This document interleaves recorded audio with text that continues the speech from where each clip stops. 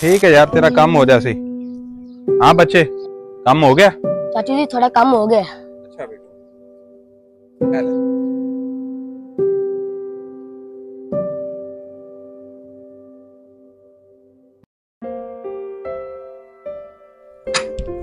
अब्बा आज मेरा जन्मदिन है, मैं नवी जुत्ती ले आंदो। बेटा मैं पहले बड़ी मुश्किल नाल घर चला रहा, मेरे को इन्ने पैसे नहीं है कि तेनू नवी जुत्ती लै देवां।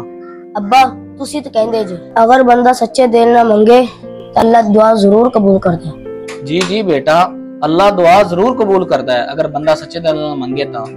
ठीक है अब्बा, हम अल्लाह को दुआ मांगना। ए अल्लाह, कल मेरा जन्मदिन है, मैंने जुत्ती दे दे। या अल्लाह, मैं जुत्ती ता पर मंगदा पाया ताकि मेरे पैर धूप ते ना सड़े। अब्बा मैं अल्लाह को दुआ मांगी, जुत्ती देवेगा? हाँ बेटा, अल्लाह जरूर देवेगा। ठीक है अब्बा, मैं काम करना। आज मैं जिन्ना भी काम करना ना उन्हें पैसे दिया दे पुत्र ने मैं जुत्ती लेते देनी नवी।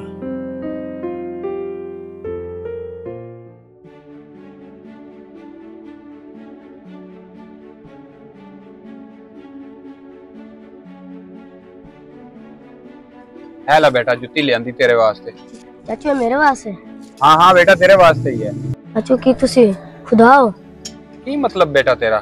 चाचू थानू क्या पता है मैंने जुत्ती की जरूरत? नहीं बेटा, मैं खुदा नहीं हाँ, मैं उस खुदा का ही बंदा ते मैनू उन्हें ही भेजा कि तेन जुत्ती की जरूरत है। मैं इस वास्ते तेन जुत्ती देन आया।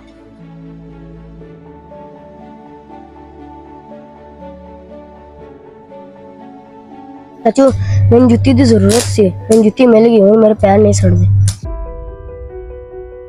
मेरे दोस्तों, कदे कदे साडी छोटी जी नेकी किसी दी वड्डी दुआ दा जवाब बन जाती है। अल्लाह दी बारगाह विच मंगी गई सच्ची दुआ कदे भी ज़ाया नहीं जाती, चाहे हालात किन्ने भी मुश्किल क्यों ना होवन। अल्लाह आदे बंदियां दी ज़रूरतां उन्हां दे दिलां तों ज़्यादा जानदा है और कदे कदे वो इहो जिहे तरीके नाल मदद भेजदा है जिंदा आपां नूं वहमो गुमान भी नहीं हुंदा। इस वास्ते सानू दूसरियां दियां छोटियां छोटियां खुशियां का भी ख्याल रखना चाहिए है, क्योंकि हो सकता है साडा छोटा जिहा अमल किसी वास्ते बहुत वड्डी खुशी का बायस बन जाए।